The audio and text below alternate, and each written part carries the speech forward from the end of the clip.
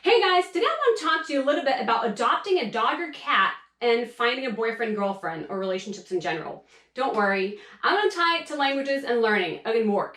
Don't worry about that. Bonjour, aujourd'hui je vais faire une vidéo un petit peu différente. On va parler un petit peu d'adopter un chien ou un chat et se trouver un copain, copine, les relations en général. Ne vous inquiétez pas, je vais relier ça à l'apprentissage de langue, le travail et l'apprentissage en général. Hi, this is Rachele DeMeo from Belter Academy. Bonjour, c'est Rachèle DeMéo de Belter Academy.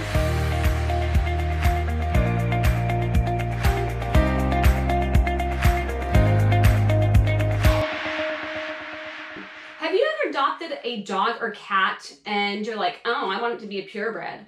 Well, think about it like this. Would you really want to go through your dating app or however you're dating and look at it like, he needs to be a purebred? Don't worry, I'll get to what I'm meaning. Donc, est-ce que vous avez déjà adopté un chien ou un chat et vous vous dites, oh, il faut qu'il soit de pure race, mais vraiment, je veux vraiment qu'il soit de pure race. Et ben, ouais, d'accord, on va en parler. Mais peut-être que vous faites ça également pour les relations. Ouais, je veux vraiment qu'il soit de pure race. Je vais en parler, je vais m'expliquer. So, I don't know how dating works in terms of apps and so forth. No, guys, sorry, I'm not on Tinder. But, picture this. You're going through it and you're like, oh, he's not pure Senegalese. No, I don't want to date him. No. Donc imaginez-vous, donc je connais pas trop les applications des sites de rencontres et tout ça. Non les gars, je suis désolée, je suis pas sur Tinder. Mais imaginez-vous, vous êtes là et vous êtes là. Ah non mais c'est pas un pur Sénégalais. Bon bah non, non. Ce serait drôle quand même. So that's often what I've seen is that like we have how many animals? I don't even know. We have 2 dogs, 2 cats. We got them at the pound. We just happened to have a Great Dane that was abandoned, whatever. She's a purebred, who gives a But, you know what, it's kind of sad that we're so like, this dog, this animal has to be purebred to be like so awesome. That's kind of sad, right? Donc, nous, on a 2 chiens, 2 chats? Quelque chose comme ça, je sais plus exactement, mais bon.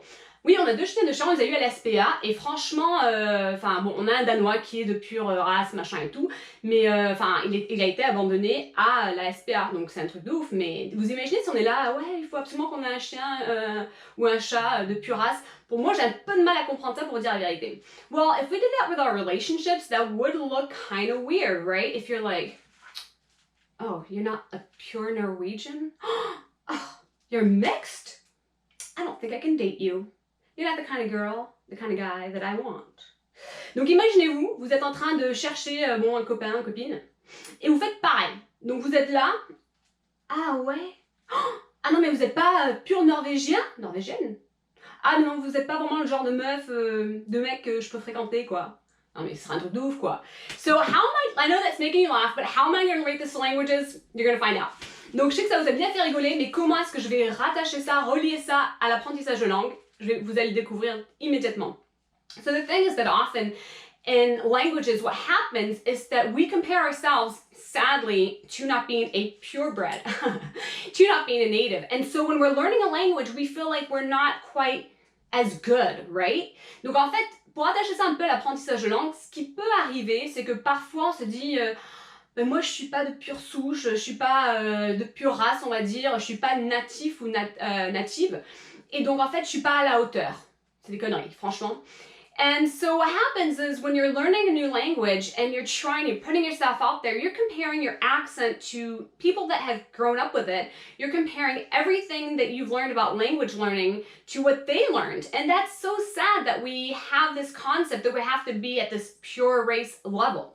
Donc en fait, ce que je vois, c'est que quand on apprend une nouvelle langue, ce qui arrive souvent, c'est qu'on se dit, bon, mais il faut vraiment... en fait, nous, on va se comparer à des gens de pure race, on va dire, de pure souche. On va comparer notre accent à des personnes qui ont grandi avec, on va comparer leur vocabulaire, leur grammaire, enfin, tout à eux, ce qu'ils ont grandi avec. And instead of doing that, as you're learning a language, yes, of course, that should be... kind of your standard as you want to speak fluently and all that, but give yourself a little break and just say, hey, you know what?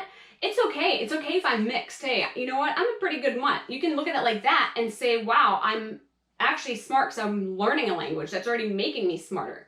Donc en fait, en apprenant une nouvelle langue, ce qu'il faut vous dire, c'est ça. C'est en fait, ok, j'apprends une nouvelle langue, et bien en fait, oui, c'est sûr, il faut avoir des standards, il faut vouloir être au niveau de personnes du pays, ça c'est sûr et certain, mais au lieu de vous rabaisser en vous disant « Ouais, mais je serai jamais à la hauteur » ou « J'ai pas ci, j'ai pas ça », acceptez-vous en disant ok, eh ben je suis peut-être pas de pure race entre guillemets, j'aime bien utiliser cette expression, mais en fait ça c'est pas grave, c'est pas du tout grave du tout. And so with work it's the same thing. So with work, what you're bringing to the workplace is unique. Et pour le travail, en fait, ce que vous amenez au travail, ce que vous amenez à une entreprise autre, c'est vraiment unique. So when you're looking at a job description and what they want, you're like, whoa, so I can have this degree, but I need this degree, or, you know, I have this skill, but they want this skill. What can you bring that is going to be completely unique and different than what other people can bring? That's just on a job description.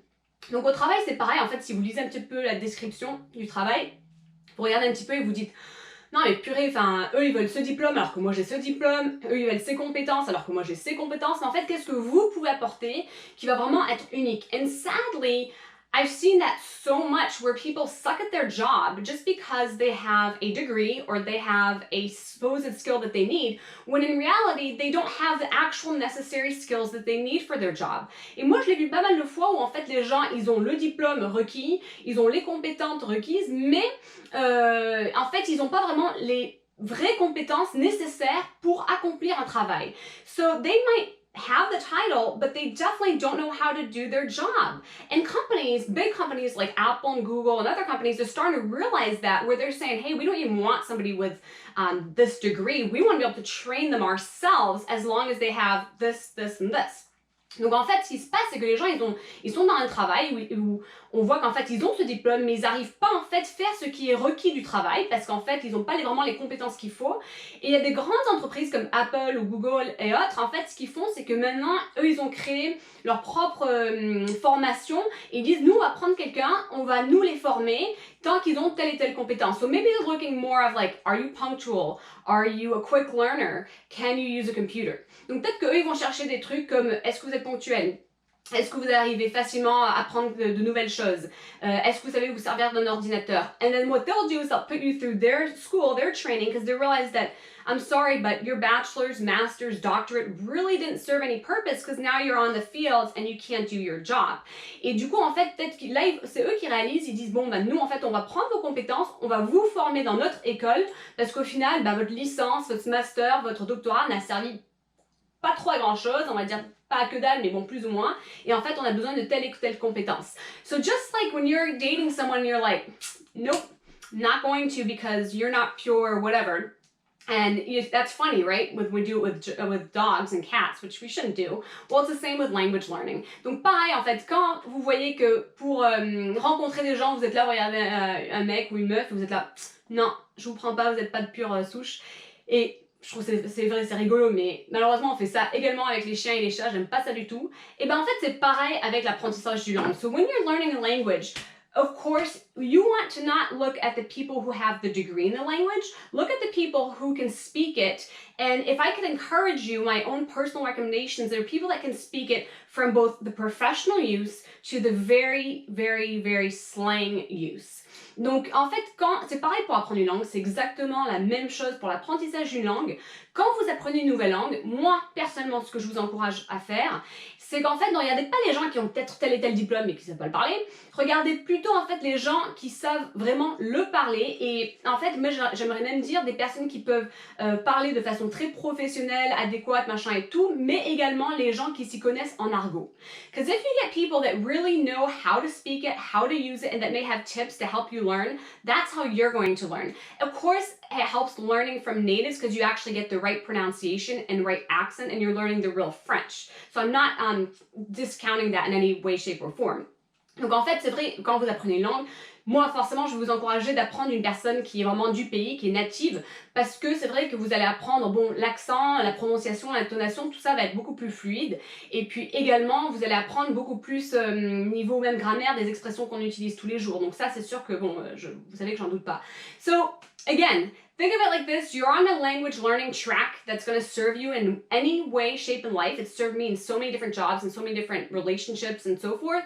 So just keep doing what you're doing, power through, you're going through it, you're doing good. The more languages you learn, the better off you are. Donc en fait, moi je suis là juste pour vous encourager, pour vous dire franchement, continuez d'apprendre ces langues. Vraiment, ça sert énormément dans la vie. J'ai vu que ça a pu, moi, me servir dans plein de boulots différents, dans des relations et autres. Donc, je suis là vraiment pour solidifier, en fait, cette croyance en vous, de dire « Ouais, ça va me servir, cette langue. » Non, vraiment, ça va vous servir. Et même, j'aimerais vous encourager à essayer de maîtriser, de parler plusieurs langues si vous le pouvez. Je vous dis à très bientôt, les amis. See you soon, friends.